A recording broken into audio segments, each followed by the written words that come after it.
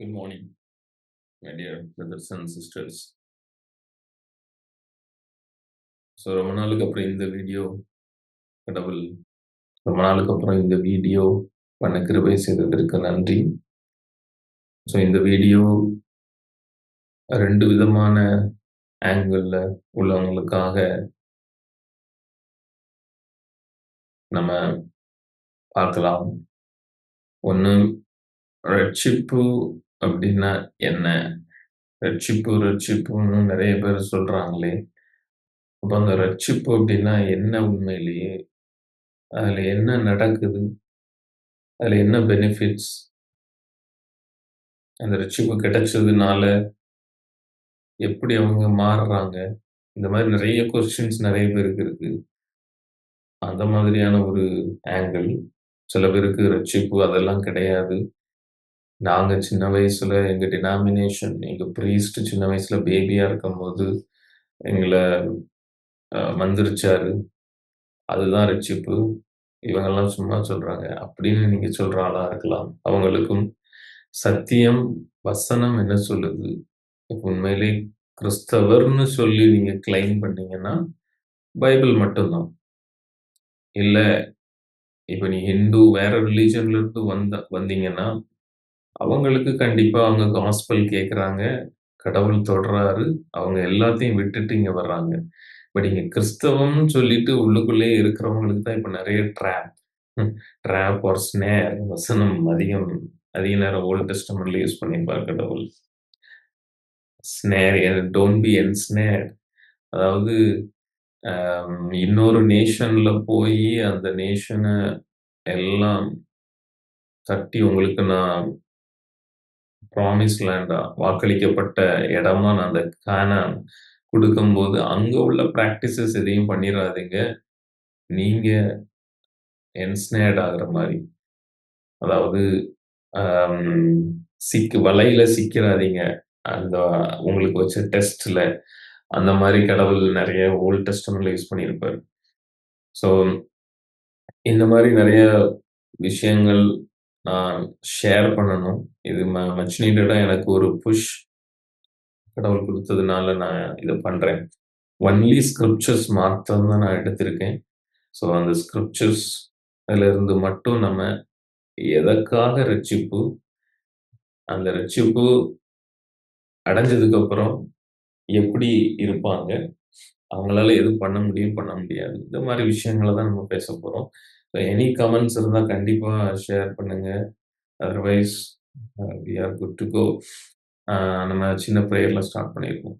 அருமையான நல்ல தகப்பனே, இந்த நேரத்திற்கு நன்றி. உங்களுடைய கிருபை தினம் தினம் காலைதோறும், மாலைதோறும் பெரிய கிருபை ஆண்டவரே. ஒவ்வொருவருடைய வாழ்க்கையில ரட்சிக்கப்பட்டு, நாங்க வாழ்ற இந்த வாழ்க்கையில இயேசுவை ஆண்டவரே, இயேசுவை முற்றிலுமாக அ அறிய ஒவ்வொரு நாளும் நீங்க கிருபை செய்து கொண்டிருப்பதற்கு நன்றி.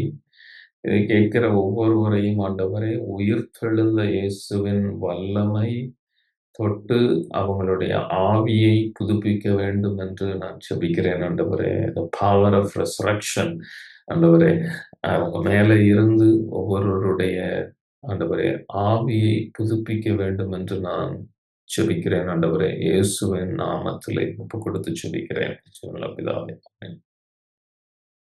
ஓகே. ஸோ ஃபர்ஸ்ட் ஏன் ரட்சிப்பு? பைபிள் வந்து ட்ரூத். அந்த ட்ரூத் எங்க ஸ்டார்ட்டிங் பாயிண்ட்? அங்கருந்து நம்ம வந்தா தான், ஏன் ரட்சிப்பு வேணும் அப்படிங்கிற டீட்டெயில பார்க்க முடியும். அதற்கு நம்ம ஜெனசிஸ் ஆதியாகமத்துக்கு தான் போகணும். கடவுள் மாத்திரம் அசைவாடிக் கொண்டிருக்கிறார். ட்ரினிட்டி முப்பொருள் அ ஒரே கடவுள் 3 ஆட்கள். அது திருத்துவம் அப்படிம்போம். அவர் இருந்த அவர் ஒரு படைப்பை படைக்கிறார். 7 நாட்கள், 6 நாட்கள் படைச்சு 7 நாள் ரெஸ்ட் எடுக்கிறார். இப்ப அந்த படைச்சு எல்லாமே நல்லது என்று காண்கிறார். அப்புறம் அந்த தேவன் மனுஷன படைக்கிறார். எதற்காகன்னா ஃபெலோஷிப், ஐக்கியம். அவருக்கு ஒரு ஒரு ஐக்கியம் பண்ணுவதற்கு ஆ மனுஷனை படைக்கிறார். ஐக்கியம்னா என்னன்னா, இப்போ 2, 3 பேர் சேர்ந்து ஒரு குரூப்பா அவங்களுடைய ஒரு டாபிக்க பத்தி பேசிக்கிட்டே இருப்பாங்க. அவங்களுக்குள்ள ஒரு ஒரு லவ், ஒரு கனெக்ஷன், ஒரு வேர்ல்ட்லி லெவல்ல கூட. ஸோ, அத நான் எக்ஸ்ப்ளைன் பண்றதுக்காக சொல்றேன். கடவுளுக்கு அந்த மாதிரி ஒருத்தர லவ் பண்ணி, ஒரு மனுஷன் கூட வந்து பேசி, அவன பா அவன் அ அ அவன கேர் பண்ணி, இந்த மாதிரியான கடவுள் அவர். அதனால தான் இன்னைக்கு மனுஷ சாயல்ல தான் கடவுள் சாயல்ல தான் மனுஷன அவரு படைச்சார். அதனால தான் இன்னைக்கு மனுஷனுக்கும் நெறைய அந்த சம் பெர்சன்ட் ஆஃப் அந்த அட்ரிபியூட்ஸ், லவ், அந்த ஃபெலோஷிப், ஐக்கியம் பண்ற இந்த விஷயங்கள்லாம் நம்ம மனுஷனுக்கிட்டயே இருக்கு. ஓகே. ஸோ அது வந்து அ டீவியேட் ஆகாம இந்த வசனத்த மட்டும் பார்ப்போம். இதோ ஆதியாகமம் 2, 15, 17 தேவனாகிய கர்த்தர் மனுஷனை ஏதேன் தோட்டத்தில் அழைத்துக் கொண்டு வந்து அதை பண்படுத்தவும், காக்கவும் வைத்தார். தேவனாகிய கர்த்தர் மனுஷனை நோக்கி, "நீ தோட்டத்தில் உள்ள சகல விருட்சத்தின் கனியையும் புசிக்கவே புசிக்கலாம். ஆனாலும் நன்மை, தீமை அறியத்தக்க விருட்சத்தின் கனியை புசிக்க வேண்டாம். அதை நீ புசிக்கும் நாளில் சாகவே சாவாய்" என்று கட்டளையிட்டார். It's a command. கட்டளை. கடவுள் ஒரு கட்டளை குடுக்குறாரு. மனுஷன அவருடைய சாயல்ல படைச்சு, ஒன்லி அவருடைய பிரசன்ஸ்ல தான் வைக்கிறாரு. அந்த ஈடன் கார்டன், ஏதேன் தோட்டம் வந்து ஃபுல் அண்ட் ஃபுல் நன்மை நிறைந்த இடம். ஏன்னா கடவுள் ஒரு ஒரு இடத்துல அவருடைய பிரசன்ஸ் ஃபுல்லா இருக்கு. பிசிக்கலி ஆர் லிட்டரலி அவருடைய பிரசன்ஸ் இருக்குது அப்படின்னா, அந்த இடம் வந்து ஒன்லி அங்க சின்னுக்கு வேலையே இல்ல. சின்னுங்கிற ஒரு ஸ்பாட் கூட கிடையாது. ஒரு சின்ன துளி கூட கிடையாது. பாவத்துடைய துளி. ஒன்லி அங்க வந்து நன்மை மட்டுமே இருக்கு. ஆனா கடவுள் ஓகே, மனுஷன ஒரு டெஸ்ட் பண்றதுக்காகவும் இருக்கலாம். ஒரு மரத்த வச்சு அந்த ஒரு இப்போ வந்து மனுஷன் இருக்கிற ஸ்டேட் வந்து ஒன்லி நன்மை. நன்மையான ஸ்டேட்ல மட்டும் இருக்கிறான். ஆனா அந்த மரத்துடைய கனிய நீ சாப்பிட்டான்னா, உனக்கு வந்து ஒரு தீமை பற்றின அறிவு வரும். ஒரு புது அறிவு உனக்கு கிடைக்கும். அந்த அறிவு உனக்கு வேண்டாம்.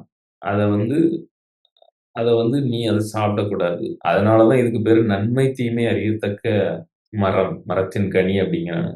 பட் அந்த மரத்தின் கனிய சாப்பிட்டா ஒன்லி தீமை தான் வரப்போகுது. ஆல்ரெடி மனுஷன் நன்மையில இருக்கான். ஃபுல் நன்மை. கடவுளுடைய பிரசன்ஸ்ல ஒன்லி நன்மை மாத்திரம் இருக்கிற இடத்துல இருக்கிறான். அந்த மரத்துடைய கனிய சாப்பிட்டா உனக்கு ஒரு புது அறிவு உன் கூட ஆட் ஆகுது. ஸோ நன்மை, தீமை.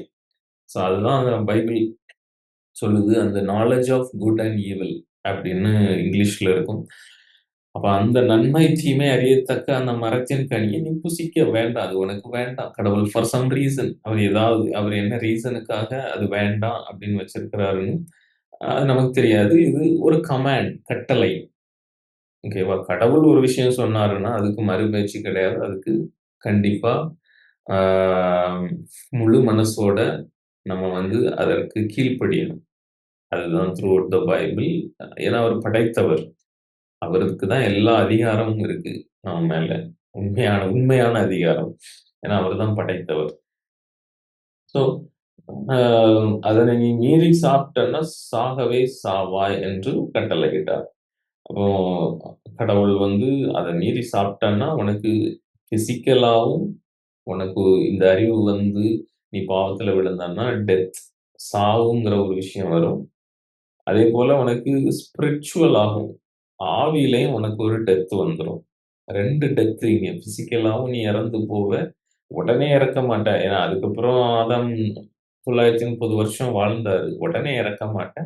ஆனா உனக்கு டெத் உண்டு. நீ வந்து என்னென்றைக்கும் என்னுடைய பிரசன்ஸ்ல இருக்க மாட்ட. அதாவது நித்தியம். மனுஷன் இருந்த இடம் நித்தியம். ஏதேன் தோட்டத்துல. நித்தியத்துக்கு அவனுக்கு இறப்பே இல்லாத இடத்துல தான் இருந்தான். பட் நீ அந்த கனிய சாப்பிட்ட நன்மை, தீமை அறியத்தக்க கனிய நீ வந்து சாப்பிட்டுட்டன்னா, உனக்கு அந்த புது அறிவு வந்துருச்சுன்னா, அந்த சின்னே நீ பண்ணிட்டன்னா என்னுடைய கட்டளைய மீறி, உன்னால அதுக்கப்புறம் இங்க இருக்க முடியாது நித்தியத்துக்குள்ள. உனக்கு சாவு கண்டிப்பா உண்டு. பிசிக்கலாவும். உன்னுடைய பாடியிலயும் இறப்பு உண்டு. உன்னுடைய ஸ்பிரிட்டுல உடனே இறப்பு. ஸ்பிரிட்டுன்னா உன்னுடைய ஆவியில உடனடியா இறப்பு. எதுக்காகன்னா, எனக்கும் உனக்கும் அதுக்கப்புறம் ஐக்கியம் கிடையாது. இதுதான் கடவுள் சொல்ல வந்த முக்கியமான விஷயம். ஸ்பிரிச்சுவல் டெத் தான் பெரிய விஷயம். அ உனக்கும் எனக்கும் அதுக்கப்புறம் ஐக்கியம் கிடையாது அப்படின்னு சொல்லிட்டாரு. அதுதான் கடவுள் குடுக்குற கட்டளை. அதுக்கப்புறம் இங்க சர்ப்பம். அடுத்த சீன் வந்து சர்ப்பம். தேவனாகிய கர்த்தர் உண்டாக்கின சகல காட்டு ஜீவன்களை பார்க்கிலும் சர்ப்பமானது தந்திரமுள்ளதாக இருந்தது. அது ஸ்திரீயை நோக்கி, "நீங்கள் தோட்டத்தில் உள்ள சகல விருட்சங்களின் கனியையும் புசிக்க வேண்டாம் என்று தேவன் சொன்னது உண்டோ?" என்றது. ஸ்திரீ சர்ப்பத்தை பார்த்து, "நாங்கள் தோட்டத்தில் உள்ள விருட்சங்களின் கனிகளை புசிக்கலாம். ஆனாலும் தோட்டத்தின் நடுவில் இருக்கிற விருட்சத்தின் கனியை குறித்து தேவன், நீங்கள் சாகாதபடிக்கு அதை புசிக்கவும், அதை தொடவும் வேண்டாம் என்று சொன்னார்" என்றாள். அப்போது சர்ப்பம் ஸ்திரீயை நோக்கி, "நீங்கள் சாகவே சாவதில்லை. நீங்கள் அதை புசிக்கும் நாளிலே உங்கள் கண்கள் திறக்கப்படும் என்றும், நீங்கள் நன்மை தீமை அறிந்து தேவர்களைப் போல இருப்பீர்கள் என்றும் தேவன் அறிவார்" என்றது. இப்ப இதுதான் கரெக்ட்டா, எக்ஸாக்ட்டா எனிமி எப்படி, அதாவது ஈவல் எனிமி சாத்தான் எப்படி உங்களுக்குள்ளே இருந்து பேசுவான் அப்படிங்கிறதுக்கு எக்ஸாம்பிள் தான் இது. கடவுள் கிளீனா சொல்லிட்டாரு. அவரு வந்து ஸ்பிரிச்சுவல் டெத் ஆவியினுடைய மரணத்தையும் பத்தி பேசியிருக்காரு. பிசிக்கலாவும் நீங்க உங்களுக்கு இறப்பு உண்டு. எல்லாம் சொல்லிட்டாரு. அதே மாரி அந்த நன்மை உங்களுக்கு தீமை அறிவு வேண்டாம். அந்த அறிவு வேண்டாம். அவரே விலக்கி வச்சிருக்காரு. கட்டளையும் குடுத்துட்டாரு. இத நீ மீறக்கூடாதுன்னு. அப்ப சர்ப்பம் வந்து இங்க எப்போ சர்ப்பத்துக்குள்ள ஈவில் என்டர் ஆச்சுன்னு நமக்கு தெரியாது. அது ஸ்கிரிப்சர்ல தெளிவா இல்ல. வசனத்துல தெளிவா இல்ல. ஏன்னா கடவுள் படைக்கும்போது எல்லாத்தையுமே நல்லதா படைச்சு நல்லது என்று கண்டார். ஆனா சர்ப்பத்துக்குள்ள எப்போ வந்து சாத்தான் என்டர் ஆனான் அப்படிங்கிறது நமக்கு ஸ்கிரிப்சர்ல தெளிவா இல்ல. பட் கிளீனா அது இருக்கு. சர்ப்பத்துக்குள்ள இருந்து பேசுறது சாத்தான். ஏன்னா அவனுடைய மோட்டிவே வந்து அவன் சொல்ற பொய். அதாவது பாதி உண்மை, பாதி பொய் தான் என்னைக்குமே சாத்தான் வந்து பேசுவான். ஏன்னா அவன் ரொம்ப உங்கள விட ரொம்ப ஞானமா அந்த மாரி வசனத்த எடுத்து திரிச்சு பேசுவான். அதுக்கு தான் நம்ம வந்து கர்த்தர் வின் பண்ணாரு. அவன் தலைய மிதிச்சு. ஏன்னா கர்த்தருடைய வல்லமை தேவைப்பட்டுச்சு அவன வின் பண்றதுக்கு. ஸோ அவன் இங்க பாதி ட்ரூத், பாதி பொய் அத கலந்து அப்படியே பேசி விடுறான். ஈவ வந்து வஞ்சிக்கிறதுக்கு, டிசீவ் பண்றதுக்கு. அப்போ இங்க வந்து கிளீனா என்ன சொல்றான்? ஆல்ரெடி அவங்க வந்து தேவனுடைய இமேஜ்ல தான் இருக்காங்க. கடவுள் படைச்ச இமேஜ்ல. அவன் என்ன சொல்றான்னா, "நீங்க இத சாப்பிட்டா தான் கடவுளுடைய மாரி ஆகிருவீங்க" அப்படின்னு ஒரு பொய்ய அடிச்சு விடுறான். அவனுடைய மோட்டிவ் வந்து அவங்கள வஞ்சிக்கணுங்கிறது கிளீனா தெரியுது. அவனுடைய பொய், ஹி இஸ் எ லயர். அவன் பொய் சொல்றாங்கிறதும் கிளீனா இதுல தெரியுது. அவன் வந்து அ "நீங்க சாகவே சாவதில்லை" அப்படிங்கிறான். இப்ப இத சாப்பிட்டுட்டு ஏவாளும் அதுக்கப்புறம் நினைச்சிருப்பாங்க, நம்ம தான் உடனே சாகலையே அப்படின்னு. அதுக்கப்புறம் நீங்க அவங்களுக்கு 2 பேருக்கும் 930 இயர்ஸ் வாழ்ந்தாலும், அதுக்கப்புறம் கண்டிப்பா அவங்க பிசிக்கலாவும் மரணம் இருந்தது. ஸ்பிரிச்சுவல் ஆவியினால உள்ள மரணம் உடனடியா இருந்துச்சு. அதுதான் பெரிய விஷயம் இங்க. பெரிய ஒரு மனிஷ உலகத்தையே தலைகீழாக மாற்றுன விஷயம் அந்த விஷயம் தான். ஸோ இங்க சர்ப்பம் வந்து ஸ்ரீய சொன்னத ஓகே. ச ஸ்திரீ வந்து நம்பிட்டாங்க. ஸ்திரீயும் அதுக்கப்புறம் அப்பொழுது ஸ்திரீயானவள் அந்த விருட்சம் புசிப்புக்கு நல்லதும், பார்வைக்கு இன்பமும், புத்தியை தெளிவிக்கிறதற்கு இச்சிக்கப்படத்தக்க விருட்சமுமாய் இருக்கிறது என்று கண்டு, அதன் கனியை பறித்து புசித்து தன் புருஷனுக்கும் கொடுத்தாள். அவனும் புசித்தான். அப்போது அவர்கள் இருவருடைய கண்களும் திறக்கப்பட்டது. அவர்கள் தாங்கள் நிர்வாணிகள் என்று அறிந்து அத்தி இலைகளை தைத்து, தங்களுக்கு அரைக்கச்சைகளை உண்டு பண்ணார்கள். அகைன் ஸ்கிரிப்சர் ரொம்ப தெளிவா இருக்கு. அ அந்த விருட்சம், அந்த மரம் வந்து ரொம்ப பார்க்கதற்கே ரொம்ப அப்படியே இன்பமா, கண்ணுக்கு குளிர்ச்சியா இருக்கு. எப்பவுமே வந்து உலகத்துடைய தீமை, பாவத்துல பாவம் உண்டு பண்ணுற விஷயங்கள் கண்டிப்பா இப்படித்தான் இருக்கும். நம்மளுடைய ஃப்ளஷுக்கு, நம்மளுடைய கண்ணுக்கோ, நம்மளுடைய உடல்களுக்கோ அந்த களத்தை கொண்டு வர்ற விஷயங்கள் ரொம்ப இன்பமா இருக்கிற மாரி தான் இருக்கும். அது வந்து எனிமியோடைய ட்ராப் அகைன். ம். ஸோ அந்த ட்ராப்ல ஈவ் விழுந்துட்டாங்க. கட்டளைய மீறிட்டாங்க. இது மனுஷனுக்கு கொடுக்கப்பட்ட கட்டளை. ஆனா மனுஷன் தான் இத காப்பாத்திக்கணும். அவனுடைய ஒய்ஃப்க்கு 2 தட்டு தட்டி, அது எப்படி அதெல்லாம் கடவுள் கட்டளை குடுத்திருக்கிறாரு. மீறக்கூடாதுன்னு மனுஷன் சொல்லியிருக்கணும். பட் மனுஷனுக்கு குடுத்த ஆளுகை அதையெல்லாம் விட்டுட்டு அவன் ஒய்ஃப் சொன்னத கேட்டு சாப்பிட்டுட்டான். அதனால மனுஷன் பாவத்தில் விழுந்தான். அவனுடைய ஆளுகை போயிடுச்சு. ஸோ அப்ப இந்த வசனத்துல என்ன சொல்லியிருக்குன்னா, அவங்களுக்கு கரெக்ட்டா சாப்பிட்ட உடனே முன்னாடி சொன்ன மாரி அவங்க கண்கள் திறக்கப்பட்டது. புது அறிவு, அந்த நாலெட்ஜ் ஆஃப் ஈவில், அந்த தீமை அறியத்தக்க அந்த அறிவு அவங்களுக்குள்ள இன்டியூஸ் பண்ணப்பட்டுடுச்சு. ஏன்னா கட்டளையை மீறியாச்சு. அந்த அறிவு வந்த உடனே அவங்களுக்கு ஒரு கில்ட் ஃபீலிங் வருது. அவங்க நிர்வாணிகள் என்று அறிந்து. அதுக்கு முன்னால வர அவங்க வந்து எந்த ட்ரெஸ்ஸோ எதுவுமே இல்ல. அவங்க வந்து ஒரு ஏஞ்சல்ஸ் போல அங்க வாழ்ந்துகிட்டு இருக்காங்க. அந்த பாவம் உள்ள வந்த உடனே அவங்க நிர்வாணிகள்னு தெரியப்படுது. அவங்களுக்கு மறைக்கிறதற்கு அவங்களுக்கு ஒரு ஷேம் அந்த இது வருது. ஷேம் ஃபீலிங் வருது. ஆம், ஏன்னா இந்த புது அறிவு இதெல்லாம் கொண்டு வருது. பாவத்தினால வந்த விளைவு. அப்ப அத்தி இலைகளை தைத்து அவங்க வந்து அரைக்கச்சைகளை கட்டிக்கிருக்காங்க. அடுத்து இந்த மாரி நடந்துருச்சு. அப்புறம் கடவுளுக்கு இது தெரியும் எல்லாம். கடவுள் வந்து அத சைலன்ட்டா கேட்கிறாரு. பகலில் குளிர்ச்சியான வேளையிலே தோட்டத்தில் உலாவுற தேவனாகிய கர்த்தருடைய சத்தத்தை அவர்கள் கேட்டார்கள். அப்போது ஆதாமும் அவன் மனைவியும் தேவனாகிய கர்த்தருடைய சந்நிதிக்கு விலகி தோட்டத்தின் விருட்சங்களுக்குள்ளே ஒளிந்து கொண்டார்கள். பாத்தீங்களா? அந்த கில்ட் கடவுள விட்டு பிரசன்ஸ விட்டு மறைந்து போகிற அந்த ஒரு பழக்கம் ஸ்டார்ட் ஆயிடுச்சு. தீமை அறிவு வந்ததுக்கப்புறம். அதுக்கு முன்னால அவங்க கடவுளுடைய பிரசன்ஸ்லயே தான் இருந்து, அதிலேயே ஃபெல்லோஷிப் பண்ணி டெய்லி கர்த்தர் வாராரு. அந்த தோட்டத்துக்கு வந்து பேசுறாரு. எல்லாம் நடந்துகிட்டு இருக்கு. ஆனா அந்த பழத்த சாப்பிட்ட உடனே அந்த புது அறிவு வருது. கட்டளைய மீறியாச்சு. Guilt feeling. அ பாவத்துல வந்து கர்த்தர விட்டு ஒளிந்து போகிற பழக்கம் வந்துருச்சு. ஃபெல்லோஷிப் வேண்டாம். கர்த்தர் சந்நிதியிலிருந்து நான் விலகி போகிற அந்த பழக்கம் வர ஆரம்பிச்சுடுச்சா, அப்போ அதுதான் அந்த ஃபெல்லோஷிப் ஐக்கியம் கட் ஆகுற விஷயம் இங்கே ஆரம்பிச்சு விட்டது. பின்பு தேவனாகிய கர்த்தர் இதோ மனுஷன். ஓகே. அந்த அந்த சம்பவம் நடந்து முடிஞ்சிருச்சு. மனுஷனுக்கு கர்த்தருடைய ஃபெல்லோஷிப்லருந்து ஒழிஞ்சு போற விஷயம் வந்துருச்சு. அதுக்கப்புறம் கர்த்தருமே வந்து பாவ கர்த்தர் வந்து is a holy and righteous God. அதாவது அம் தூய்மை, அம் சுத்தம், தூய்மை, ரைச்சியஸ் நீதி, நேர்மை, நியாயம் எல்லாத்தையுமே ஃபுல்னஸா வச்சிருக்கிறவர் தான் கர்த்தர். ஃபுல்லா இருக்கிறவர். யாருமே அவருக்கு equal. There is none beside him அப்படின்னு வசனம் இருக்கு. யாருமே அவருக்கு ஈக்குவலாகவோ, நிகராகவோ வானத்திலேயும், பூமியிலயும் எங்கேயும் கிடையாது. அப்ப அவரால ஒரு சின்ன வந்து டாலரேட் பண்ண முடியாது. பாவத்த அவர் வந்து பொறுத்துக்கிட்டு இருக்க முடியாது. ஒரு பாவம் இருக்கிற இடத்துல கர்த்தரால இருக்க முடியாது. அந்த பாவத்தை பார்த்துட்டு சும்மாவும் இருக்க முடியாது. அதுக்கு தண்டனை உண்டு. பாவத்தின் சம்பளம் மரணம். அதனால தான் அவனுக்கு சாகவே சாவாய்ன்னு முதல்லயே கர்த்தர் வார்ன் பண்ணிட்டாரு. அப்ப இவன் வந்து நன்மை, தீமை இதோ மனுஷன் நன்மை, தீமை அறியத்தக்கவனாய் நம்மில் ஒருவரைப் போல ஆனான். முன்னாடி சொன்னேனான்னு தெரியல. கடவுள் வந்து இந்த நன்மை, தீமை அறிவு கடவுள் வந்து ஃபுல்லா அவரு பொசஸ் பண்ணியிருக்காரு. அவருக்கு இந்த அறிவு ஃபுல்லா இருக்கு. பட் அவரு வந்து மனுஷனுக்கு இந்த அறிவு வேண்டான்னு வச்சிருக்காரு. ஏன்னா கர்த்தர் அவரு வந்து ஹோலி, ரைச்சியஸ் எல்லாம் காட். அவரால மேனேஜ் பண்ண முடியும். மனுஷனுக்கு ஃபார் சம் ரீசன் அவர் இந்த அறிவு அவனுக்கு வேண்டாம் அப்படின்னு தான் வச்சது. கமாண்ட் கட்டளை குடுத்தது.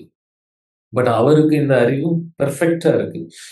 அப்போ அவருக்கு சொல்றாரு, "நம்மில் ஒருவரைப் போல் ஆனான். இப்பொழுதும் அவன் தன் கையை நீட்டி ஜீவ விருட்சத்தின் கனியையும் பறித்து புசித்து என்றென்றைக்கும் இராதபடிக்குச் செய்ய வேண்டும் என்று அவன் எடுக்கப்பட்ட மண்ணை பண்படுத்த தேவனாகிய கர்த்தர் அவனை ஏதேன் தோட்டத்திலிருந்து அனுப்பிவிட்டார். அவர் மனுஷனை துரத்திவிட்டு ஜீவ விருட்சத்துக்கு போகும் வழியை காவல் செய்ய ஏதேன் தோட்டத்துக்கு கிழக்கே கேருபீன்களையும் வீசிக்கொண்டிருக்கிற சுடரொளி பட்டயத்தையும் வைத்தார். இதுதான் ரொம்ப அந்த ஹியூமன் உடைய ஹிஸ்டரியையே மாற்றி போட்ட தருணம். பாவம் வந்ததுனால மனுஷனுக்கு நித்தியத்துல இடம் இல்ல. கடவுள் கூட ஐக்கியம் கட் ஆயிடுச்சு இன்னையிலிருந்தே. அகைன் ஐக்கியம் கட் ஆயிடுச்சுன்னா, அது ஒரு சாதாரண விஷயம் இல்ல. ஒரு பெரிய விஷயம். படைத்தவர் அவர் கூடவே இருக்கு. எதற்காக படைச்சாரு, எதற்காக அவன பண்படுத்தணும்னு வச்சிருந்தாரோ, எல்லா பிளான்ஸும் மாறி, பாவத்தினால, அவன் கட்டளைய மீறினதுனால, கீழ்ப்படியாமையினால, அவன் பாவத்துல விழுந்ததுனால, இனிமே அவனுக்கு அவன் கூட ஐக்கியம் பண்ண முடியாது. அவன் இனிமே என்னன்னைக்கும் உயிர் வாழ முடியாது. இது கடவுளுடைய வாயிலிருந்து இந்த வார்த்தை வருது. அவன் வந்து இனிமே என்னன்னைக்கும் அவன் உயிரோடலாம் இருக்கக்கூடாது. அவன் பாவம் பண்ணிட்டான். அப்படின்னு சொல்லி தான் கடவுள் வந்து ஏதேன் தோட்டத்திலருந்து வெளிய அடிச்சு விரட்டிட்டாரு. ஸோ இதுவரை நம்ம இந்த ஆதியாகமத்த நான் எதுக்காக எம்பசைஸ் பண்ணி சொல்றேன்னா, ஒண்ணு நீங்க வந்து பாவத்துடைய அந்த கிராவிட்டி, அந்த சீரியஸ்னஸ புரியணும். கடவுளுக்கும் பாவத்துக்கும் உள்ள அந்த வெறுப்பு, அந்த சீரியஸ்னஸ புரியணும். அதேபோல நம்மளுடைய மனுஷனுடைய ஸ்டேட் புரியணும். ஆஃப்டர் இந்த ஜெனசிஸ்க்கு அப்புறம் மனுஷனுடைய நிலைமை என்ன? ஒண்ணு கடவுள்ட்ட இருந்து ஐக்கியம் கட் ஆயிடுச்சு. கடவுள் மனுஷன்ட்ட வந்து பேசி உறவாடலாம் முடியாது. இன்னொன்னு ஆன் டாப் ஆஃப் தட் அதுக்கு மேல இந்த தீமை, அறிவு, நியூ நாலெட்ஜ் புது அறிவு மனுஷனுக்கு கிடைச்சிருச்சு தீமை. அந்த அறிவுனால எந்த பிரயோஜனமும் இல்ல. கடவுள் கூட அந்த அறிவு புஷ் பண்ண போறதில்ல. அது கடவுள் இமேஜ சிதைக்கிறதுக்கு உள்ள கிடைக்கப்பட்ட அறிவு, பாவத்தினால கிடைச்ச அறிவு. இதனால தான் ஸ்கிரிப்சர் கிளீனா சொல்லும். ரோமர் 3:23ல எல்லாருமே பாவம் செய்து கடவுள் மகிமையை பெற தகுதியற்று போனார்கள். யாருமே தகுதி கிடையாது. யாருக்கும் கடவுளுடைய ஸ்டாண்டர்ட் கடவுளுக்கு பக்கத்துல நிக்கிறதுன்னா, அதுக்கு ஒரு ஸ்டாண்டர்ட் வேணும். ஒரு ஒரு ஒரு தகுதி வேணும். அந்த தகுதி யாருக்குமே கிடையாது மனுஷனுக்கு. ஸோ அந்த தகுதிக்கு பிறகு யாருமே தகுதி கிடையாது. எர்த்ல இருந்து அந்த தகுதிய யாராலயும் வரவும் வைக்க முடியாது. நான் நல்லா பிரேயர் பண்ணுவேன். நான் 3 வேள மந்திரம் சொல்லுவேன். நான் வந்து யாருக்காவது தானம் தர்மம் பண்ணுவேன். இப்படி பண்ணி உங்க குட் ஒர்க்ஸ்ன்னு சொல்லி எதையாவது பண்ணிலாம், இந்த இழந்து போன இந்த ஸ்டேட்ட திருப்பி கொண்டு வர முடியாது. அது அது அத நான் எம்பசைஸ் பண்றேன் இந்த இடத்துல. எதனாலன்னா, அதுதான் ரொம்ப இம்பார்ட்டன்ட் காஸ்பலுக்கு. அத புரிஞ்சால் மட்டும் தான் மனுஷனுக்கு இப்போ உள்ள ஸ்டேட்டும் புரியும். கிரேஸ் கிருபைனா என்னன்னு புரியும். அதுக்காக தான் நான் எம்பசைஸ் பண்றேன். அப்ப அந்த ஸ்டேட் இதுல தான் மனுஷன் தள்ளப்பட்டுட்டான். ஸோ இதுக்கப்புறம் மனுஷன் வெளிய கடவுள் துரத்தி விட்டுட்டாரு. இதுக்கப்புறம் நோ வே மனுஷனால கடவுள் கூட ஐக்கியம் பண்ண முடியாது. அதுக்கப்புறம் கடவுள் வந்து அவனுக்கு தீயிலை தரிச்சாரு, வெளிய அனுப்பி விட்டாரு. அதெல்லாம் வந்து ஒரு ஓகே. ஸ்டில் அந்த தகப்பனுடைய லவ்னால அத பண்ணி அனுப்பி விட்டுட்டாரு. பட் அந்த அவனுடைய அந்த தகுதி இனிமே அவனுக்கு கிடையாது. அவன் வச்சிருந்த தகுதி, அவன் வச்சிருந்த அந்த பொசிஷன் அது அவனுக்கு கிடையாது. அது கிளீனா ஸ்கிரிப்சர்லயும் இருக்கு. அதுதான் மனுஷனுடைய ஹிஸ்டரி. ஓகே. அதுக்கப்புறம் இந்த சம்பவத்துக்கு, இந்த ஸ்கிரிப்சருக்கு நான் டைரக்ட்டா வாரேன். இதுக்கு இடையில உள்ள பைபிள்ல உள்ள நடந்த விஷயங்கள ஜஸ்ட் நம்ம பிரீஃபா நான் சொல்றேன். அ அதுக்கப்புறம் கடவுள் வந்து அ படைச்ச உலகத்து மேல அவருக்கே வந்து ரொம்ப ஹி வாஸ் ரெக்ரெட்டட். ஏன்னா மக்கள் அதிகமா அவங்க கடவுளுடைய படைக்கப்பட்ட இமேஜ் இங்கருந்து அதிகமா சிதைக்கப்பட்டுட்டே தான் போச்சு. பாவத்துல அதிகமா போய் ரொம்ப பாவம் பண்ணாங்க. அப்புறம் நோவா காலத்துல ஃப்ளட் வந்து வேர்ல்ட அழிச்சாரு. திருப்பி அகைன் சேம் மனுஷன் தான். ஈவன் நோவாவால ஒரு கவனன்ட் உடன்படிக்கை பண்ணி, ஆ உலகத்த அழிச்சாரு. அதுக்கப்புறம் திருப்பி அந்த சேம் மனுஷங்க திருப்பி பழுகி பெருக ஆரம்பிச்சாங்க. திருப்பி ஆபிரகாம கூப்பிட்டாரு. அது வழியா ஒரு சந்ததி உண்டு பண்ணி, அவங்களுக்கு அவருடைய கட்டளைகள குடுத்தாரு. இதெல்லாம் எதுக்கு கடவுள் திருப்பி பண்ணாருன்னா, அப்படியே விட்டுறல. கடவுள் அந்த அவங்கள வெளிய தோட்டத்திலிருந்து வெளிய அனுப்புற சமயத்திலயுமே கடவுள் வந்து எனிமி கூட ஒரு சேலஞ்ச் பண்ணாரு. என்னுடைய மெசாயாவ நான் அனுப்புவேன். நீ மனுஷன வீழ்த்தின. நான் அதே போல மனுஷன ரட்சிக்க மெசாயாவ வந்து நான் உங்கூட ஃபைட் பண்ணி, அத வந்து நான் அந்த இழந்து போன தகுதிய நான் எடுப்பேன். அப்படிங்கிறது தான் காஸ்பல். ஸோ அததான் த்ரூ அவுட் த பைபிள் அந்த டைம்ல இருந்து பைபிள் ஃபுல்லா மெசாயாவ நோக்கி தான் நகர்ந்து கொண்டிருக்கும். அப்போ இது ஆபிரகாமுக்காக கூப்பிட்டது, அது வழியா ஒரு சந்ததி, அந்த சந்ததியிலிருந்து டேவிட் சந்ததியிலிருந்து அப்படியே வந்து, அ அதுக்கப்புறம் ஃபைனலா ஜோசப் வந்து டேவிடுடைய சந்ததியிலிருந்து வந்து ஜோசப், மதர் மேரி 2 பேருக்கும் அ அம் தூய ஆவியினால கர்ப்பமாக கருத்தரித்து ஒரு மனுஷனை பெற்றெடுப்பார். அவர்தான் இம்மானுவேல். அவர்தான் ரட்சிக்கப் போறவர் உலகத்தை. அப்படின்னு கடவுள் இந்த டிசைன் எல்லாத்தையுமே பெர்ஃபெக்ட்டா அவர் வந்து பிளான் பண்ணிட்டாரு ஆல்ரெடி. அப்ப இந்த ஸ்கிரிப்சர நான் இடையில எதுக்காக சொல்றேன் அப்படின்னா, இந்த ஸ்கிரிப்சர் எப்ப வரும்? இந்த ஸ்கிரிப்சருடைய கான்டெக்ஸ்ட் என்ன அப்படின்னா, இஸ்ரேல் மக்கள் ஒரு கம்யூனிட்டி சூஸ் பண்ணிட்டாரு. அவருடைய கட்டளைகள குடுத்து அவங்க கடைபிடிக்க சொல்லிட்டாரு. அவங்கள ஒரு லேண்ட்லயும் பண்ணி கடவுளுடைய குளோரிய அவங்க முன்னால மற்ற எல்லா சரவுண்டிங் நேஷன்ஸும் பார்க்குற மாரி, அவரு தாமே அந்த மக்கள புரொடெக்ட் பண்ணி பார்த்துக்கிட்டு இருக்காரு. ஸோ இதுக்கிடையில அந்த மக்கள் வந்து நெறைய சிலை வழிபாடு பக்கத்துல உள்ள நேஷன் அது திருப்பி திருப்பி சொல்லிக்கிட்டே இருப்பாரு. மற்ற கண்ட்ரி மற்ற நேஷனுக்கு போற நான் உன்ன அங்க கொண்டு வைப்பேன். அங்க அவங்களுடைய பிராக்டிஸ எதையும் பழகாதன்னு சொல்லிட்டே இருப்பாரு. அவங்க மனுஷங்க அகைன் பாவிகள், பாவத்தினால வந்த அந்த உடம்ப கொண்டு இருக்கிறவங்க, அந்த தீமையான அறிவ வச்சு அவங்களால நன்மை செய்ய முடியல. பை டிஃபால்ட் மனுஷனுடைய திங்கிங் அவனுடைய எண்ணம், சொல், செயல், சிந்தனை அதனால கடவுளுடைய ஸ்டாண்டர்ட மீட் பண்ணவே முடியல.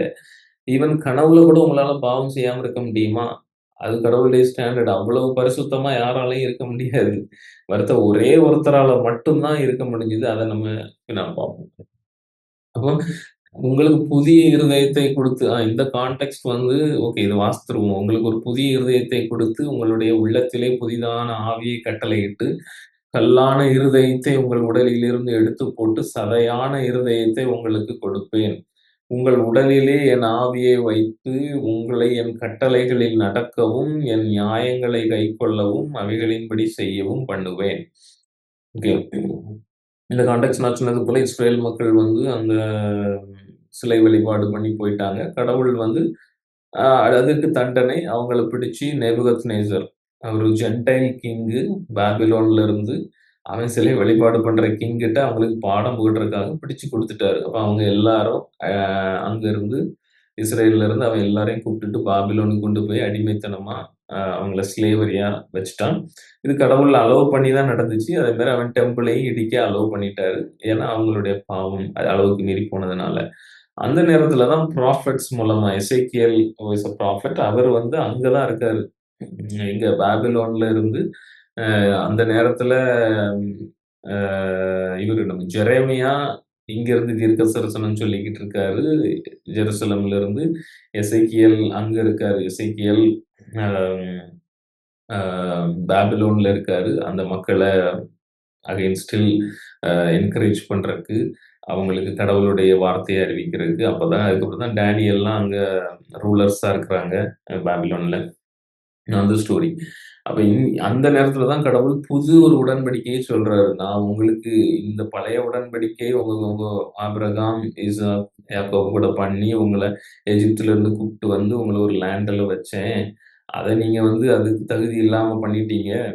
நான் ஒரு புது உடன்படிக்கை நான் பண்ண போறேன். இது எல்லாமே நான் பண்ண இதுவரை நான் பண்ண எல்லாமே வந்து கடவுள் இதுவரை பண்ண எல்லா விஷயங்களும் மெஸ்ஸாயாவ கொண்டு வர்ற ஒரே நோக்கத்துக்காக தான். அந்த புது உடன்படிக்கைக்காக மட்டும் தான். அது ஒரு புது உடன்படிக்கை அப்டின்னா, உங்களுக்கு ஒரு புது இருதயத்தை கொடுத்து, உங்களுடைய உள்ளத்திலே புதிதான ஆவியை கட்டளையிட்டு, கல்லான இருதயத்தை உங்கள் உடலிலிருந்து எடுத்துப் போட்டு, சதையான இருதயத்தை உங்களுக்கு கொடுப்பேன். புது ஆவி. அது என்ன புது ஆவி? அங்க தான் வந்து அந்த அந்த ஒரு இதே சேஞ்ச் ஆகுது. ஐ மீன் புது ஆவி. இதுவரை மற்ற இடங்கள்ல கடவுள் வந்து அவங்கள லாவ பத்தி தான் பேசிக்கிட்டே இருப்பாரு. கட்டளை, நான் கொடுத்த லாஸ கீப் அப் பண்ணுங்க. அது ரைச்சியஸ் அப்படின்னு. ஆனா இப்போ கர்த்தர் வந்து சொல்றாரு, அந்த புது ஆவிய உங்களுக்கு நான் குடுப்பேன். அந்த புது ஆவிய உங்க உள்ளத்திலே வச்சுருவேன். அது ஆட்டோமேட்டிக்கா என் கட்டளையில நடக்கிறதுக்கு வைக்கும். அப்படிங்கிறாரு. இந்த புது ஆவியே கிடைக்கிறதுக்கு தான் இதான் த்ரூ அவுட் நியூ டெஸ்டமென்ட்க்கு நம்ம வரணும். இங்க ஜீசஸ், கர்த்தர் இங்க கீழ இறங்கி வந்தாச்சு. அந்த மெஸ்ஸாயா வந்து ஈடன் கார்டன் ஏதேன் தோட்டத்துல மனுஷன் இழந்து போன விஷயத்த அந்த தகுதிய மீட்கதற்கு மீட்பர். அதான் மீட்பர்ம்பாங்க, ரிடீமர் அ எல்லாமே அவருடைய பேரு. மெஸ்ஸாயா இங்க வந்தாச்சு. அப்போ இது காஸ்பல் யோவான் நற்செய்தி 3, 4, 6ல பரிசேயர். இவர் ஒரு ஜூ. இவங்கலாம் வந்து எருசலேம் கோவில்ல வேலை செய்றவங்க. அவங்களுக்கே இந்த விவரம் புரியல. அவங்க வந்து அவங்கள பைபிள ஓல்ட் டெஸ்டமென்ட்ட கூட சரியா தியானிக்கல. அவங்களுக்கு மறுபடியும் பிறத்தல், ஆவியில் பிறத்தல்னா அவங்களுக்கு என்னன்னு புரியல. எல்லாமே அவங்க ஸ்கிரிப்சர்ல இருக்கு. அவங்க சரியான முறையில மெடிடேட் பண்ணாததுனால அவருக்கு கன்ஃப்யூஷன். ஒரு நாள் இயேசுகிட்ட நைட்டு வாராரு. அதற்கு நிக்கோதேமு ஒரு மனுஷன் முதிர் வயது இருக்கையில் எப்படி பிறப்பான்? அவன் தன் தாயின் கர்ப்பத்தில் 2ஆம் தரம் பிரவேசித்து பிறக்கக்கூடுமோ என்றான். இயேசு பிரதியுத்தரமாக, ஒருவன் ஜலத்தினாலும் ஆவியினாலும் பிறவாவிட்டால் தேவனுடைய ராஜ்யத்தில் பிரவேசிக்க மாட்டான் என்று மெய்யாகவே உனக்குச் சொல்கிறேன். மாமிசத்தினால் பிறப்பது மாமிசமா இருக்கும். ஆவியினால் பிறப்பது ஆவியா இருக்கும். ஸோ ரொம்ப கிளீனா ஜீசஸ் கிரைஸ்ட் அ ஒரு ஈவன் இது என்கரேஜ்மென்ட்டா, வார்னிங்கா அந்த எல்லாம் சேர்ந்து கலந்த டோன்லயே நிக்கோதேமுக்கு சொல்லிட்டாரு. "உறுதியாக உங்களுக்கு சொல்கிறேன்" அப்படின்னு சொல்லிட்டாரு. "நீ மறுபடியும் ஆவியினால் பிறக்கலன்னா, நீ தேவனுடைய ராஜ்யத்துக்குள் பிறக்க மாட்டாய்." ராஜ்யம்னா தேவனுடைய கிங்டம். இயேசு கிறிஸ்து வந்ததே இயேசு கடவுளுடைய ராஜ்யத்த இந்த பூமியில ஸ்தாபிக்கிறதுக்கு. ஏன்னா, கடவுளுடைய ராஜ்யம் ஆதாம்ட்ட சொன்ன கட்டளை என்னன்னா, "நீ பலுகி பெருகி கடவுளுக்கு ஒரு ராஜ்யத்த உண்டு பண்றது இங்க இடத்துல." ஆனா ஆதாம் வந்து விழுந்து போனதுனால எனிமி ஆட்கொண்டு கடவுள் மனுஷனுடைய இமேஜ் சிதைக்கப்பட்டது. இப்ப கடவுளுடைய ராஜ்யம் இங்க வரணும்னா, அது மெசாயா ஒருத்தர் மீட்பர் வேணும். மீட்பர் வந்து அத வின் பண்ணணும். அந்த மனுஷன் இழந்து போன தகுதிய திருப்பி பெறணும். அதற்காக தான் கிறிஸ்துவுடைய பாடுகள். கிறிஸ்துவுடைய பாடு, மரணம், உயிர்ப்பு இது எல்லாமே கர்த்தர் டிசைன் பண்ணாரு. எதுக்காக டிசைன் பண்ணாருன்னா, இப்படிதான் நம்ம இழந்து போன அந்த பாவம், அந்த மரணத்த இழந்து போன மரணத்த மீட்கணும்னா, கடவுளே வந்து பாடுபட்டு மரிக்க வேண்டியதா இருந்தது. அவ்வளவு சீரியஸ்னஸ் சின்னுக்கு. கடவுள் வந்து சின்ன வெறுக்கிறதுக்கான ரீசன். அதனால தான் நம்ம வந்து அது அப்படிதான் நம்ம மெடிடேட் பண்ணணும் கரெக்ட்டா வசனத்த. அதனால இங்க வந்து கடவுள் மறுபடியும் பிறக்கிறது இதத்தான் எல்லாரும் ரட்சிப்புன்னு சொல்றோம். மறுபடியும் ஆவியில பிறக்கிறது ரட்சிப்புன்னு சொல்றோம். இத இயேசு கிளீனா சொல்லியிருக்காரு. இன்னொரு விஷயம் நான் இங்க கிளீனா இன்னொரு விஷயம் ரொம்ப கோடிட்டு காட்ட விரும்புறது என்ன அப்டின்னா, மாமிசத்தினால் பிறப்பது மாமிசமாய் இருக்கும். இந்த மாமிசத்தினால் பிறப்பது அப்டின்னா, நீங்க வந்து ஆம், இந்த உலகத்துல ஒரு தடவ எல்லாருமே பிறக்கிறோம். ஒரு பெண்ணினுடைய வயிற்றுல. அப்போ ஒரு தாயினுடைய வயிற்றுல எல்லாருமே பிறக்கிறோம். அது வந்து மாமிசம். அந்த மாமிசத்தினால் பிறக்கிறது நம்மளும் மாமிச உடம்பு நமக்கும் இருக்கு. ஓகேவா? ஃப்ளஷ். அப்ப நம்மளும் மாமிச உடம்பு இருக்கு. பட் இந்த மாமிச இந்த மாமிச உடம்ப வச்சுக்கிட்டு மாமிச உடம்ப வச்சுக்கிட்டோ, இல்ல எதுவும் பண்ணிக்கிட்டு ஏதாவது நீங்க அந்த மாமிச உடம்பத்தினால நல்லது பண்ணியோ, ஏதேன் தோட்டத்துல இழந்த அந்த தகுதிய, அந்த ஸ்டேட்ட திரும்பி பெற முடியாது. உங்க ஆவி செத்த ஆவி தான். உங்களுக்குள்ள இருக்கிற ஆவி செத்த ஆவி தான் பை டிஃபால்ட். இங்க பொறந்து, வளர்ந்து இருக்கிற வரை செத்த ஆவி தான். அதுக்கப்புறம் இது இங்கிலீஷ் பைபிள்ல கிளீனா இருக்கும். ஆவியினால் பிறப்பது ஆவியா இருக்கும். இந்த ஆவி வேற, இந்த ஆவி வேற. இங்கிலீஷ் பைபிள்ல கிளீனா இருக்கும். இந்த ஆவிக்கு capital S spirit. Born in spirit. Capital S. Spirit is spirit. Small S. அது இந்த கேப்பிட்டல் எஸ் வந்து கர்த்தருடைய ஸ்பிரிட். ஆவியினால, ஹோலி ஸ்பிரிட்னால when you born, which is your spirit. Your spirit. You also have a spirit. மனுஷனுக்கும் ஆவி இருக்கு. Spirit இருக்கு உள்ள. அந்த ஆவி பை டிஃபால்ட் அதாவது நார்மலாவே அந்த ஆவி கடவுள் கூட கனெக்ட் பண்ண முடியாத ஆவியா தான் இருக்கும். ஏன்னா பாவத்தினால. ஆதாம்ட்ட இருந்து வந்த பாவத்தினால அது ஆதாம மட்டும் நம்ம ஒண்ணும் பிளேம் பண்ண முடியாது. அதுக்கப்புறம் நம்ம பாவத்துக்கு நெறைய கான்ட்ரிபியூட் பண்ணியிருக்கோம். அது வேற விஷயம். ஒவ்வொருத்தரும் எண்ணத்தினால, சிந்தனையினால, சொல்லு, செயல்னால, உங்க எல்லா விஷயத்தினாலயும், உடம்புனால பாவம் நெறைய பண்ணியிருக்கோம். அது வேற விஷயம். ஆனா நம்ம கடவுள் இத நம்ம சிதைச்சுட்டோம். யாருமே அவங்க பை டிஃபால்ட் ஏதாவது வொர்க் பண்றதுனாலலாம் ஹோலி ஆக முடியாது. அந்த ஸ்டேட்ட கிடைக்க முடியாது. அதனால தான் ஆவியினால் பிறப்பது ஆவியா இருக்கும். Spirit of God capital S இங்க வரும். ஸோ அத நான் வந்து கோடிட்டு காட்டணும். ஏன்னா தமிழ் பைபிள்ல சேம் ஆவி இருக்கு. But it is not right. அது வந்து கேப்பிட்டல் எஸ் இந்த பக்கம், அது வந்து ஸ்மால் எஸ். மனுஷனுடைய ஆவி, இது ஹோலி ஸ்பிரிட் இந்த side left hand side, right hand side. Okay. So will move on. இது வந்து கிரைஸ்டே கிளீனா சொன்னது. வசனம் தெளிவா இருக்கு. அடுத்த விஷயம். அடுத்து ரோமர். யாஹ்! இது இது இது இது ரொம்ப முக்கியமான வசனம். நம்ம ஆல்ரெடி சொன்னது தான். எல்லாருமே பாவம் செய்து தேவ மகிமையற்றவர்களாகி இலவசமாய் அவருடைய கிருபையினாலே இயேசு கிறிஸ்துவில் உள்ள மீட்பை கொண்டு நீதிமான்கள் ஆக்கப்படுகிறார்கள். அப்போ பை டிஃபால்ட் நீங்க பிறந்த யாருமே, எல்லாருமே மனுஷன் all fall in the short of glory of God. எல்லாருமே பாவம் செய்து இங்க யாருமே நீ வந்து நான் கத்திய தூக்கி கொலை பண்ணாலும் கொலை கிடையாது. கடவுள் ஸ்டாண்டர்ட் படி நீ பெருமை இருந்தா பாவம். எல்லார்ட்டயுமே இருக்கிற விஷயம் எவ்வளோ பெர்சன்டேஜ் இருக்குங்கிறது தான் மேட்டர். அதனால அந்த எந்த அளவுக்கு ஒவ்வொரு நாளும் ஒவ்வொருத்தரும் ஒடுக்கணும் அப்படிங்கிறதே பெரிய விஷயம். அதனால நான் பாவம் என்ட்டலாம் பாவம் இல்ல. நான் வந்து ரொம்ப மாரலா ரைச்சியஸா இருக்கேன் அப்படின்லாம் யாரும் சொல்ல முடியாது. ஸோ எல்லாருமே பாவிகள். இந்த பாவத்தினால தேவ மகிமைய நம்ம இழந்து போனோம்.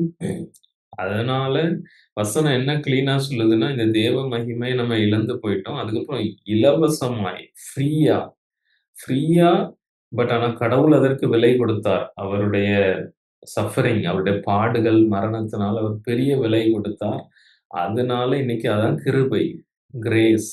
அந்த கிருபையினால இன்னைக்கு கிறிஸ்து இயேசு மீட்ப அவர் பாடுபட்டு, சாத்தானை ஜெயித்து, மரணத்தை ஜெயித்து, அந்த கடவுளோடு உள்ள ஐக்கியத்த திருப்பி மீட்டெடுத்தாரோ, அந்த மீட்பு மேல நீங்க நம்பிக்கை வச்சு, உங்க பாவத்துக்காக ரிப்பன் பண்ணி, இயேசுவே ஆண்டவர், இயேசு ஒருவரே ஆண்டவர்.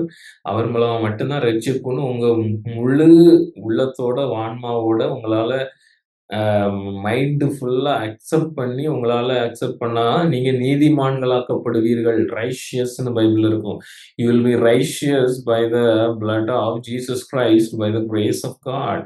அப்ப அந்த கிரைஸ்ட்னால மட்டும் தான் நீங்க இழந்து போன அந்த தகுதி இருக்குல்ல. நீங்க ரைச்சியஸ், நீங்க நன்மை இதுல இருந்தீங்களே, அந்த ஸ்டேட்டு கடவுள் கூட உள்ள ஐக்கியம், அந்த ஆவி புதுப்பிக்கப்படுறது இயேசு கிறிஸ்துவ பிலீவ் பண்ணி ரட்சிக்கப்பட்டால் மட்டுமே அந்த ஆவி புதுப்பிக்கப்படும்.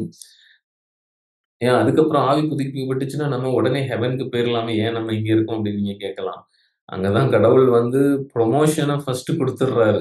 உனக்கு நான் ஆவிய நான் புதுப்பிச்சுடுறேன்ப்பா. இதான் ரூட் ப்ராப்ளம் என்ன? நம்மளுக்கு கிடைச்ச ரூட்ல நமக்கு கிடைச்ச ப்ராப்ளம் ஏதேன் தோட்டத்துல என்ன? ஐக்கியம் கட்டாச்சு. ஆனா கடவுள் இங்க அந்த ரூட்ட ஃபிக்ஸ் பண்றாரு. என்னைக்குமே கடவுள் ரூட்ட தான் ஃபிக்ஸ் பண்ணுவாரு. அதுதான் இந்த ஆவிய புதுப்பிக்கிறது. உங்களுக்குள்ள ரீஜெனரேட் பண்றது, ரினியூ பண்றது அந்த புது ஆவிய. அந்த புது ஆவிய குடுக்கும்போது தான் உங்களுக்கும் கடவுளுக்கும் உள்ள ஐக்கியம் திருப்பி அ ஃபிக்ஸ் ஆயிரும். அதான் ரட்சிப்பு. அந்த ஃபிக்ஸ் ஆனதுக்கு அப்புறம் உங்களுடைய லைஃப் வந்து கம்ப்ளீட்டா பிப்லிக்கல் பேஸ்ட் ஆன் பைபிள சார்ந்து வாழ ஆரம்பிக்கும். ஹோலி லைஃபா மாறும்.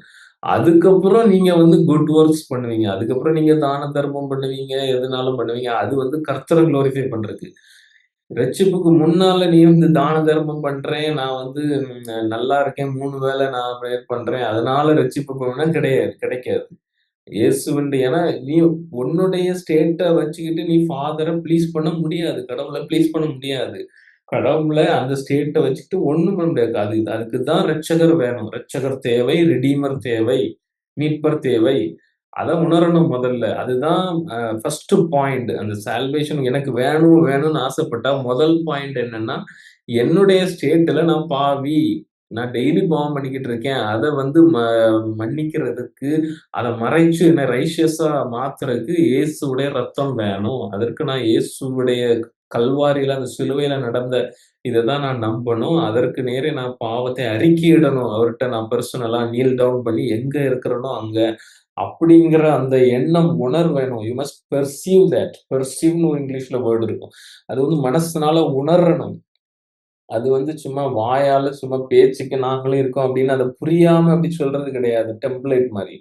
புரிஞ்சு சொல்லணும். அது வந்து நீங்க நெறைய டெஸ்டிமனிய கேட்டு பார்த்தா தெரியும். எனக்கு 33 வயசு வரை எனக்கு ஒண்ணுமே தெரியாது. 33 வயசுல என்னுடைய பிறந்த நாள் அன்னைக்கு கர்த்தர் என்னைய அற்புதமாக ரட்சித்தார். நான் கன்ஃபஸ் பண்ண என்னுடைய பாவங்களை ஆவியில மிதந்தேன்.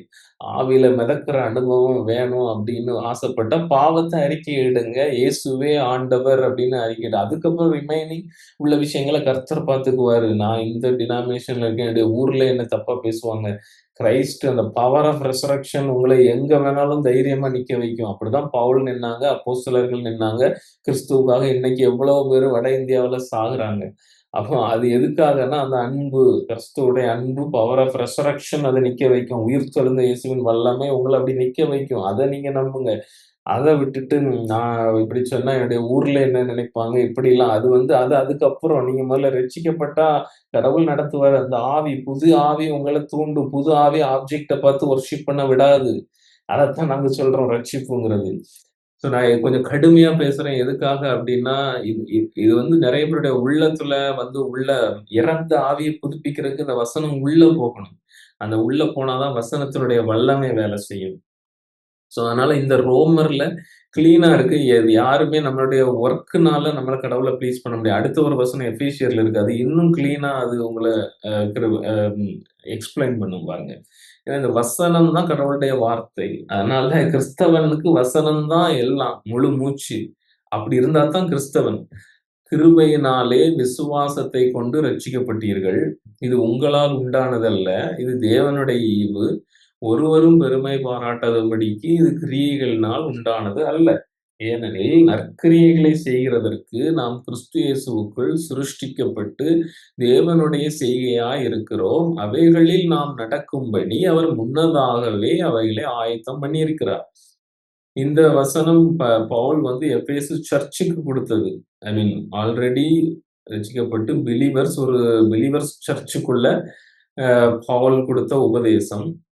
இது எதுக்காக நான் சொல்றேன்னா, பவுல் அங்கவே உள்ளவங்கள என்கரேஜ் பண்றதுக்காக என்ன சொல்றாருன்னா, "நீங்க எல்லாருமே விசுவாசம் பட்டு நீங்க ரட்சிக்கப்பட்டீங்கப்பா. இது வந்து நீங்க பண்ண வொர்க்னாலயா ரட்சிக்கப்பட்டீங்கப்பா. இது வந்து கடவுளுடைய கிஃப்ட். நீங்க எல்லாருமே வந்தீங்க. காஸ்பெல்ல சந்தோஷமா கேட்டீங்க. நீங்க ரிப்பன்ட் பண்ணீங்க. உடனடியா உங்களுக்கு நீங்க ஜென்டைல்ஸா இருந்தாலும் கடவுள் உங்களுக்கு உடனடியா ஹோலி ஸ்பிரிட்ட அனுப்புனாரு. பீட்டர் அன்னைக்கு எழும்பி பேசும்போது ஜென்டைல்ஸ் மேல ஹோலி ஸ்பிரிட் விழும்போது தான் அவங்க எல்லாருக்குமே அறிவு வருது. ஆஹா! கடவுளுடைய திட்டம் பெருசு. ஜென்டைல்ஸையும், இஸ்ரவேலைட்ஸையும் ஒண்ணா சேர்க்கணும். அதுதான் மிஸ்ட்ரி ஆஃப் காஸ்பெல். காஸ்பலுடைய மிஸ்ட்ரியே அதுதான்னு அன்னைக்கு தான் அப்போஸ்தலர்களுக்கே தெரியுது. அதனால கடவுளுடைய பிளான் வந்து பெரிசு. கடவுளுடைய பிளான், கடவுளுடைய எண்ணங்கள், திட்டங்கள் அது அவர் விஸ்டம் ஆஃப் விஸ்டம்ஸ். அறிவுக்கு மேல அறிவு. அத நீங்க முதல்ல உணருங்க. முதல்ல ஹம்பிள் ஆவுங்க எல்லாரும். இத கேட்கறதுக்கு. இது தேவனுடைய ஈவு, gift. It's a gift of God. அப்படின்னு அது பவுல் வந்து அவங்கள என்கரேஜ் பண்றாரு. வார்னிங்கும் குடுக்குறாரு. சபைகளுக்குள்ளேயும் ரட்சிக்கப்பட்டதுக்கு அப்புறமும் அந்த பெருமைய டெய்லி போராடணும். அதுக்கு கடவுள் வார்த்தை இருக்கு. ரிப்பெண்டன்ஸ் டெய்லி நடக்கணும். இந்த விஷயங்கள்லாம் அது நடக்கும். ஏன்னா, புதுப்பிக்கப்பட்ட ஆவி அத ஆட்டோமேட்டிக்கா செய்ய வைக்கும். ஆ அதுதான் என்னுடைய கருத்து இங்க. ம். ஒருவரும் பெருமை இங்க பாராட்ட முடியாது. No one can post.